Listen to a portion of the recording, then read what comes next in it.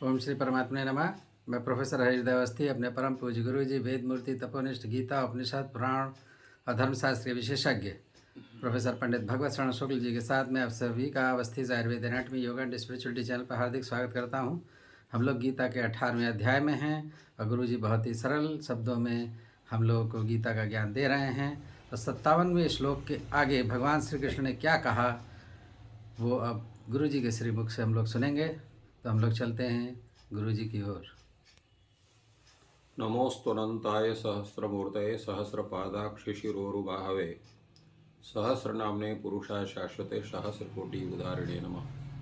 कृष्णाय वासुदेवाय हरे परमात्मने प्रणतः क्लेशनाशाय गोविंदाय नमो नमः। इस चैनल से संबद्ध सभी विद्वद्गण, सभी जिज्ञासु छात्रवृंद, सहृदय सज्जन वृंद एवं इस चैनल के संस्थापक तथा प्रबंधक आचार्य हरिहृदय अवस्थी जी, आप सभी का गीता ज्ञान यज्ञ में स्वागत है।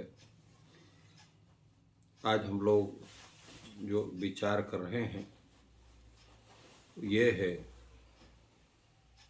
कि उस परमात्मा के प्रति पूर्व समर्पित कैसे हो, पूर्ण रूप से समर्पण कैसे हमारा सबका बने, उसी पर विचार चल रहा है। कल जो विचार हुआ था वो भी इसी तरह से है कि हम जो उस परमात्मा में सब कुछ समर्पित करते हैं और उसकी कृपा से ही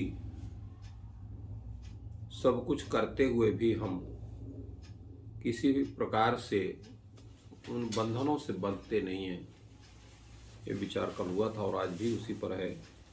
चेतसा सर्वकर्माणि मयि सन्न्यस्य मत्परा बुद्धि योगम उपाश्रित्य मच्चित्त सततम भव। यहाँ भगवान श्री कृष्ण अर्जुन को कहते हैं कि सर्वप्रथम अपने चित्त से संपूर्ण जितने कर्म हैं वो मुझे मेरे में समर्पित कर दो, अर्पित कर दो। सर्वकर्माणि चेतसा मयि सन्न्यस्य। वस्तुतः हम अंतःकरण से जिसको मान करके जो कर्म करते हैं उसका फल हमें प्राप्त होता है। इसलिए भगवान ने मूल पर ही पूरी बात को कही कि मूल आपका चित्त है। तो जब चित्त से सभी कर्मों को आप उस परमात्मा में समर्पित कर देते हैं तो फिर आपका वो कर्म आपके लिए आपका वो नहीं रह जाता है। और इसके बाद फिर आपका स्वरूप क्या बनेगा? मत्परः। उस परमात्मा में ही समर्पित होने के साथ साथ परमात्मा परायणता भी आपके अंदर हो जानी चाहिए। और कैसे होगी वो?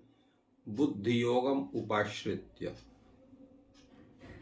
जो सम बुद्धि योग है उसका आश्रय करने पर होगा। उससे होता क्या है? मच्चित्तः। भगवान का ही चित्त उसमें हो जाता है। मत अर्थात भगवान श्रीमन नारायण तस्मिन् चित्ते यस्य इति मच्चित्तः। जो परमात्मा में ही सर्वथा अपने चित्त को लगा दे वही जो है मच्चित्त, परमात्मा चिंतक। परमात्मनि चित्तः यस्य इति परमात्मा चित्तः मच्चित्तः। मत शब्द से परमात्मा शब्द का ग्रहण है। तो परमात्मा में ही चित्त, मन निरंतर 24 घंटे उस परमात्मा का ही चिंतन होना ही मच्चित्तत्व है। और ये कब बनेगा? जब समबुद्धि विशिष्यते, जो पूर्व में कहा गया है, समबुद्धि बनेगी। और वो कब बनेगी?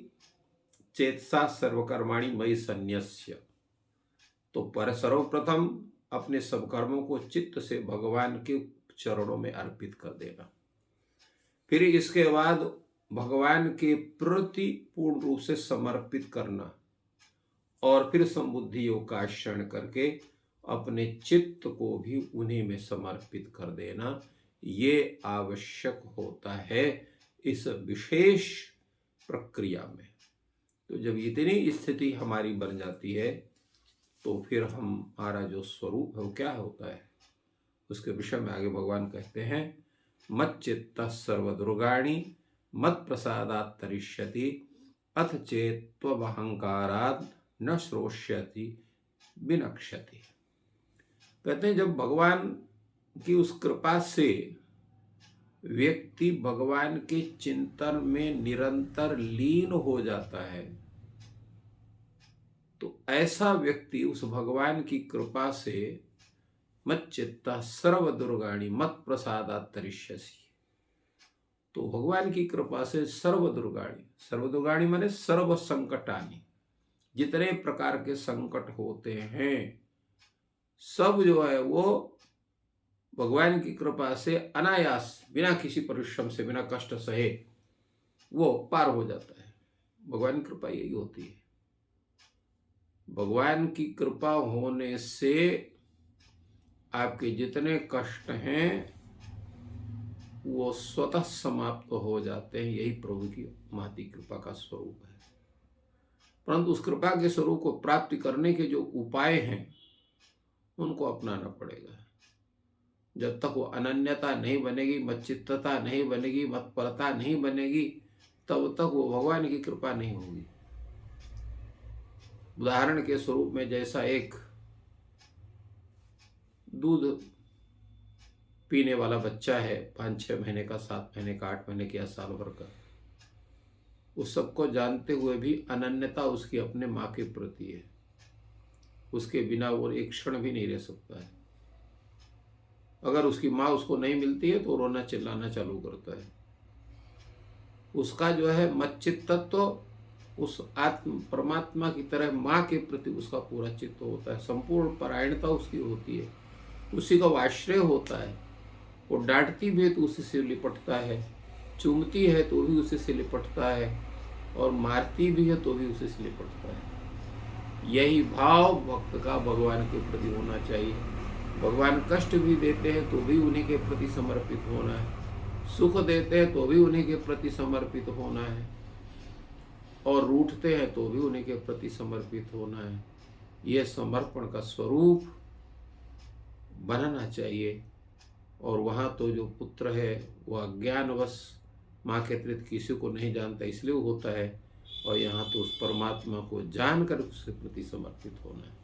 क्योंकि जब जानकर किसी के प्रति समर्पित होते हैं तो फिर आपका पुनः वहाँ से लौटना संभव नहीं होता है, अर्थात फिर आपको मोक्ष की प्राप्ति होती है।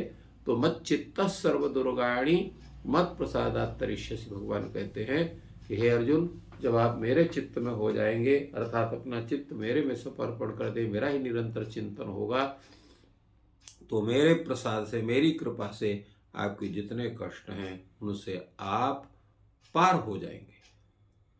अथ चेत तुम अहंकारा न श्रोष्यसि, अगर आपको अहंकार है कि जो कुछ करता हूं मैं ही कर लूंगा, मुझे कोई मतलब नहीं है दुनिया से, तो आप मेरे वचनों को सुनेंगे भी नहीं।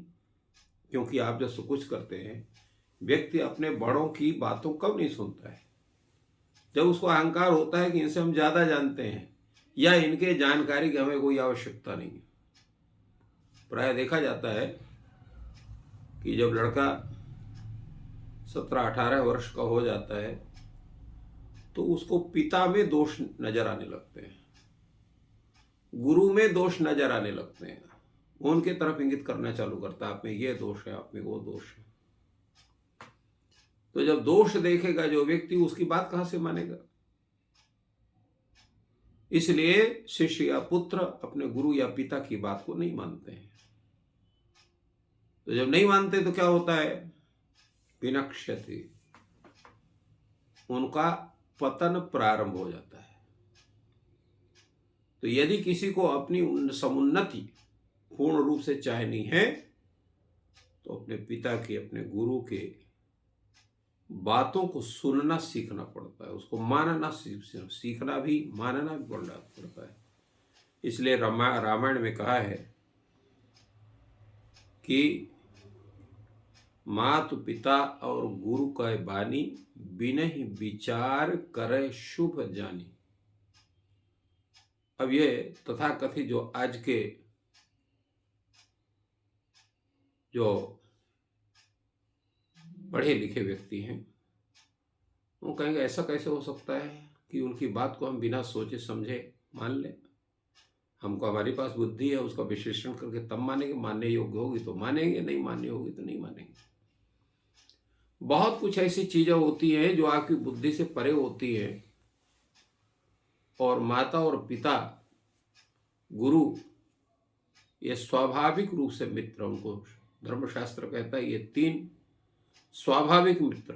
स्वाभाविक मित्र का होता है बिना स्वार्थ के जो आपको स्नेह दे। तो माता पिता गुरु से अतिरिक्त भी कोई अगर ऐसा व्यक्ति है जो बिना स्वार्थ के आपसे स्नेह करता है, आपकी उन्नति चाहता है, तो उसकी भी बात माननी चाहिए।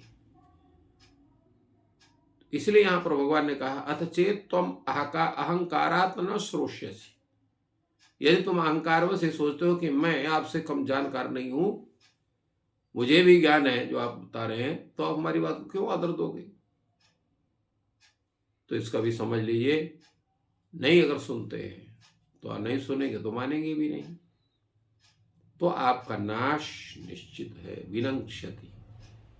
इसलिए भगवान ने यहां पर दोनों बात कही थी, नीत की बात भी कही और उसके साथ साथ भी डांटा भी, अथ चेत त्वम अहंकारा न श्रोष्यसि विनंक्ष्यति, तो तुम नष्ट भी होगे। कारण यह है कि बहुत सी ऐसी चीजें होती हैं जो हमारे समझ में नहीं आती, किंतु हमसे जो श्रेष्ठ हैं उस बात को समझ रहे हैं कि इसमें इस व्यक्ति को उन्नति कहां से होनी, कहां से नहीं होनी है। कभी कभी तो ऐसा भी समझ में आता है कि उससे हमें हमारी अवनति दिखाई पड़ती है, परंतु वस्तुतः वो उन्नति का मार्ग होता है, और उस मार्ग को हमारे गुरुजन श्रेष्ठजन हमें बताते हैं और हमको लगता है गलत मार्ग है, परंतु अंतिम उसको सही मार्ग होता है। क्योंकि कभी कभी टेढ़े मार्ग भी अच्छी राह, अच्छे स्थान को प्राप्त कराते हैं, सीधे मार्ग तो कभी कभी गड़बड़ भी कर देते हैं। तो ये भगवान का कथन है कि व्यक्ति को अपने श्रेष्ठ लोगों की बात का समादर करना चाहिए, और साथ साथ जो उचित मार्ग है, उचित कथन है, जो भगवत चिंतन का मार्ग है, कर्म विधान का मार्ग है, कर्मयोग का मार्ग है, भक्ति योग का मार्ग है, उसका आश्रय करने पर ही हम अपने लक्ष्य की प्राप्ति कर सकते हैं। तो इस प्रकार गुरु जी ने बहुत ही सरल शब्दों में बताया कि ईश्वर या भगवान कृष्ण कह रहे हैं कि मत चित्त हो करके आचरण करें, और रामायण का भी उदाहरण दिया कि माता पिता और गुरु स्वाभाविक मित्र हैं जो हमेशा भला चाहते हैं, इसलिए उनकी बातों को, उनके आदेश को, उनकी कई बातों को आचरण में उतारना चाहिए। वही लाभकारी है अहंकार के बिना। तो ईश्वर आपकी सहायता करें। आपका दिन शुभ हो। धन्यवाद।